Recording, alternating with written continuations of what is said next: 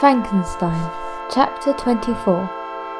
My present situation was one in which all voluntary thought was swallowed up and lost. I was hurried away by fury. Revenge alone endowed me with strength and composure. It modelled my feelings, and allowed me to be calculating and calm at periods when otherwise delirium or death would have been my portion. My first resolution was to quit Geneva for ever, my country which, when I was happy and beloved, was dear to me, now in my adversary became hateful. I provided myself with a sum of money, together with a few jewels which had belonged to my mother, and departed. And now my wanderings began, which are to cease but with life.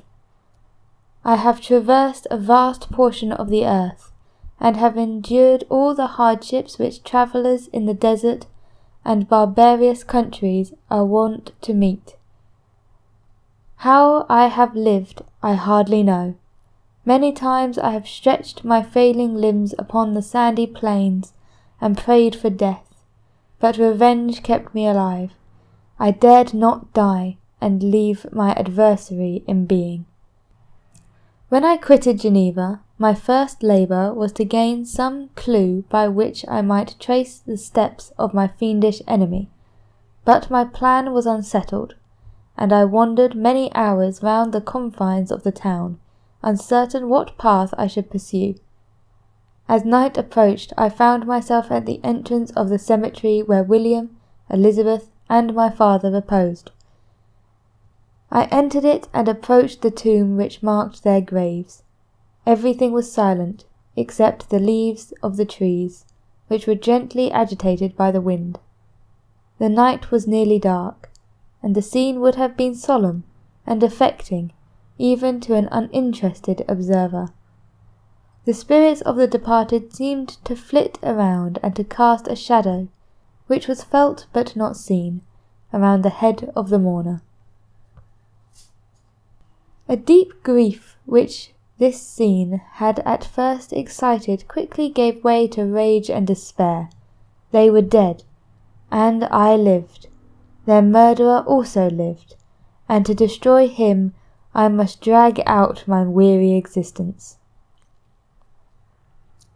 I knelt on the grass and kissed the earth, and with quivering lips exclaimed, "By the sacred earth on which I kneel, by the shades of wonder near me, by the deep and eternal grief that I feel, I swear, and by thee, O night and the spirits that preside over thee, to pursue the demon who caused this misery, until he or I shall perish in mortal conflict. For this purpose I will preserve my life.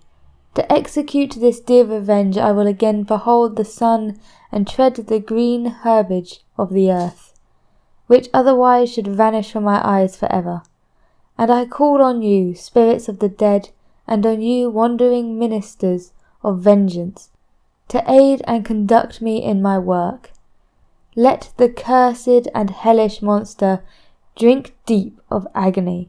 Let him feel the despair that now torments me." I had begun my adjuration with solemnity and an awe which almost assured me that the shades of my murdered friends heard and approved my devotion, but the furies possessed me, as I concluded, and rage choked my utterance. I was answered through the stillness of the night by a loud and fiendish laugh. It rang on my ears long and heavily.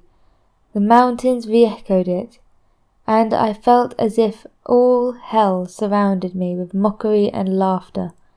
Surely in that moment I should have been possessed by a frenzy and have destroyed my miserable existence.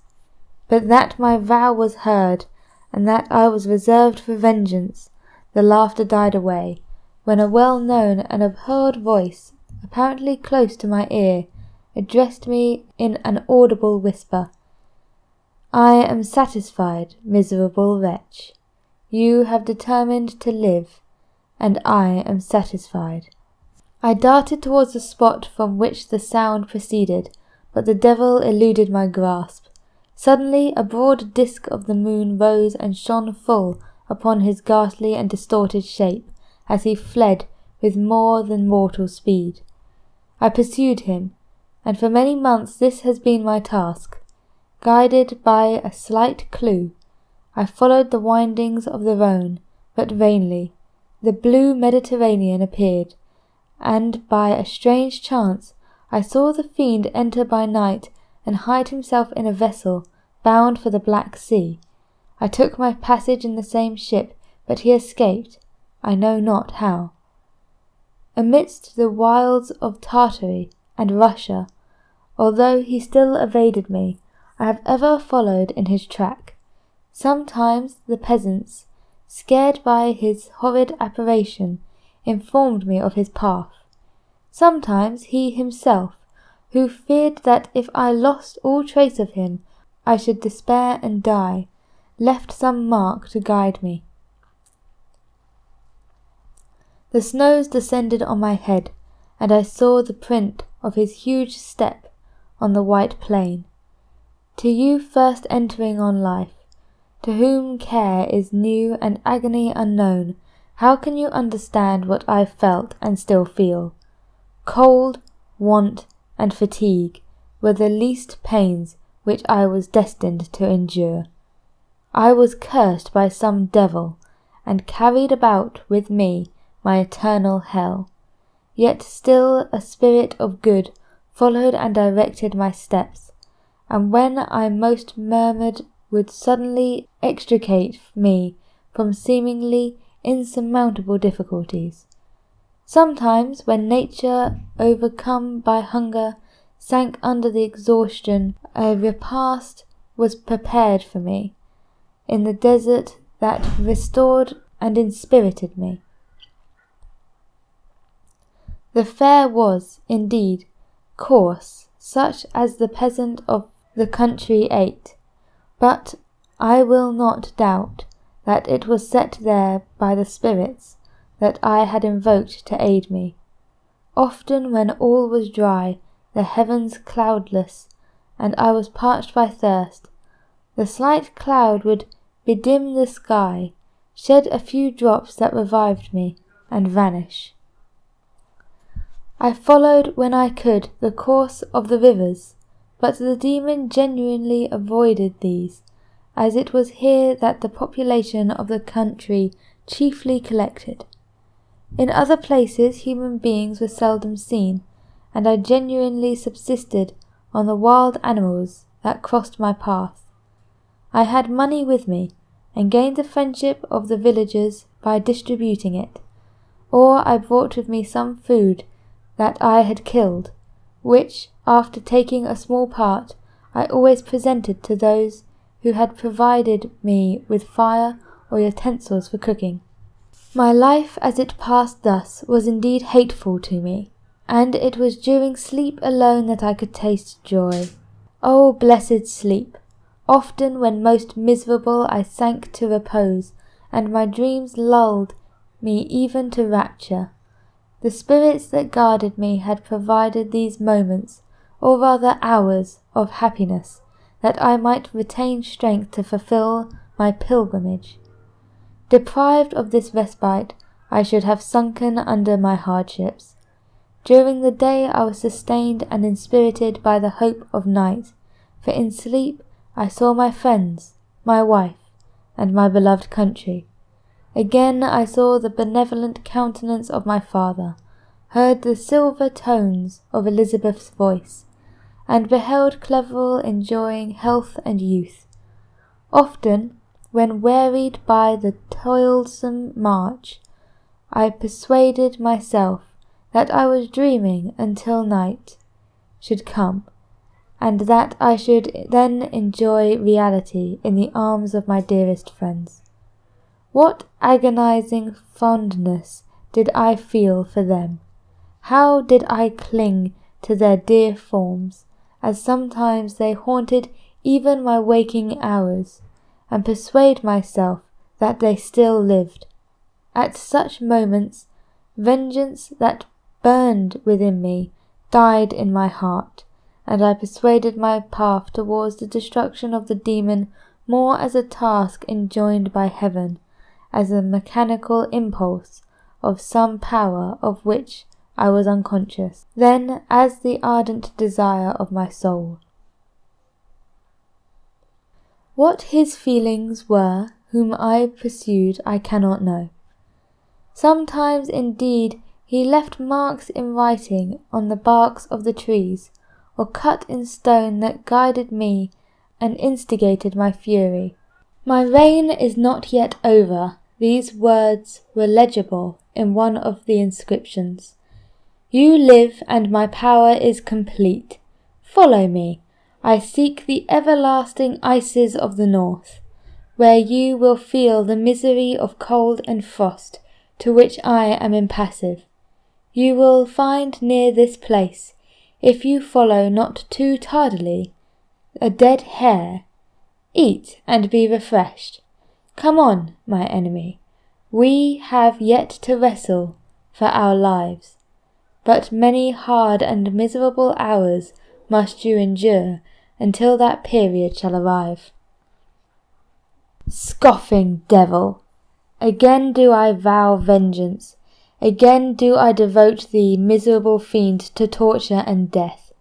Never will I give up my search until he or I perish, and then with what ecstasy shall I join my Elizabeth and my departed friends, who even now prepare for me the reward of my tedious toil and horrible pilgrimage. As I still pursued my journey to the northward, the snows thickened and the cold increased in the degrees almost too severe to support. The peasants were shut up in their hovels, and only a few of the most hardy ventured forth to seize the animals whom starvation had forced from their hiding places to seek prey. The rivers were covered with ice, and no fish could be procured, and thus I was cut off from my chief article of maintenance. The triumph of my enemy increased with the difficulty of my labours. One inscription that he left was in these words: Prepare, your toils only begin. Wrap yourself in furs, and provide food, for we shall soon enter upon a journey where your sufferings will satisfy my everlasting hatred. My courage and perseverance were invigorated by these scoffing words.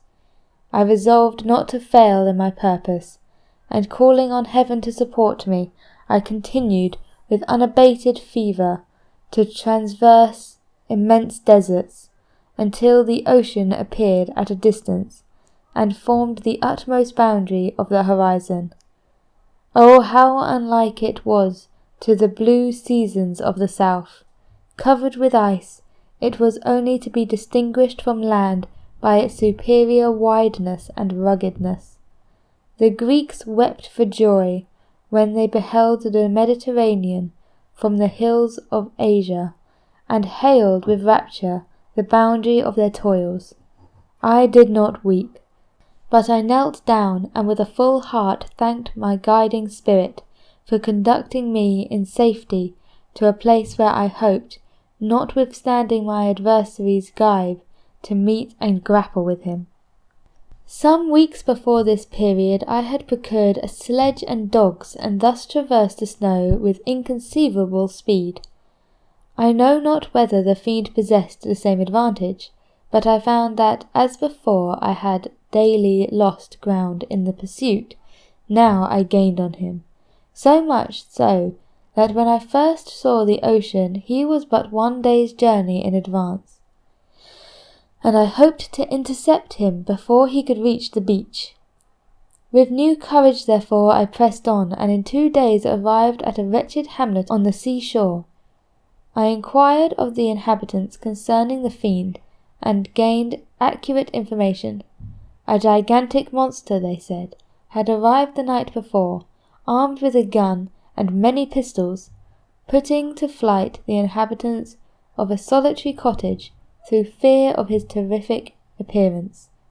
He had carried off their store of winter food, and placing it in a sledge, to draw which he had seized a numerous drove of trained dogs.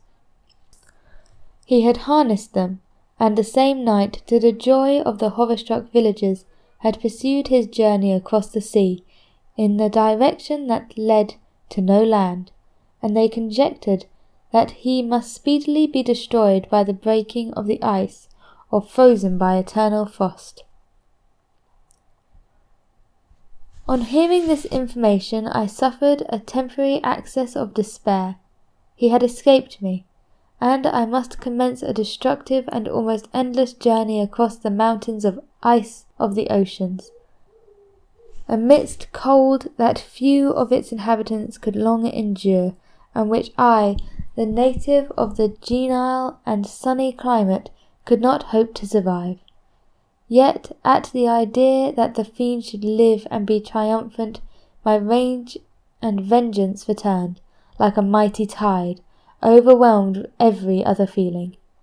After a slight repose, during which the spirits of the dead hovered around and instigated me to toil and revenge, I prepared for my journey. I exchanged my land sledge for one fashioned for the inequalities of the frozen ocean, and purchased a plentiful stock of provisions. I departed from land. I cannot guess how many days have passed since then, but I have endured misery which nothing but the eternal sentiment of a just retribution burning within my heart could have enabled me to support. Immense and rugged mountains of ice often barred my passage, and I often heard the thunder of the ground sea, which threatened my destruction. But again the frost came, and made the paths of the sea secure. By the quantity of provision which I had consumed, I should guess that I had passed 3 weeks in this journey, and the continual protraction of hope returning back upon my heart often wrung bitter drops of despondency and grief from my eyes.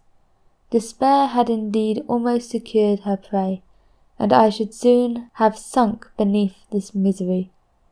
Once after the poor animals that conveyed me had with incredible toil gained the summit of a sloping ice mountain, and one, sinking under his fatigue, died. I viewed the expanse before me with anguish, when suddenly my eye caught a dark speck upon the dusty plain. I strained my sight to discover what it could be, and uttered a wild cry of ecstasy, when I distinguished a sledge, and the distorted proportions of a well-known form within. Oh, with what a burning gush did hope revisit my heart!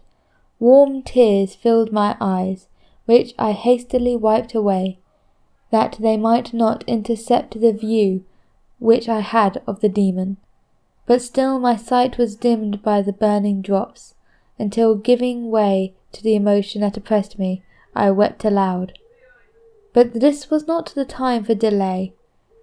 I disencumbered the dogs of their dead companion, gave them a plentiful portion of food, and after an hour's rest, which was absolutely necessary, and yet which was bitterly irksome to me, I continued my route. The sledge was still visible, nor did I again lose sight of it, except at the moments when for a short time some ice rock concealed it, with its intervening crags. I indeed perceptibly gained on it, and when, after nearly 2 days' journey, I beheld my enemy at no more than a mile's distance, my heart bounded within me. But now, when I appeared almost within grasp of my foe, my hopes were suddenly extinguished, and I lost all trace of him more utterly than I ever have done before. A ground sea was hard, the thunder of its progress, and the waters rolled and swelled beneath me, became every moment more ominous and terrific. I pressed on, but in vain. The wind arose, the sea roared, and, as with the mighty shock of an earthquake, it split and cracked with a tremendous and overwhelming sound. The work was soon finished. In a few minutes a tumultuous sea rolled between me and my enemy, and I was left drifting on a scattered piece of ice that was continually lessening and thus preparing me for a hideous death. In this manner many appalling hours passed.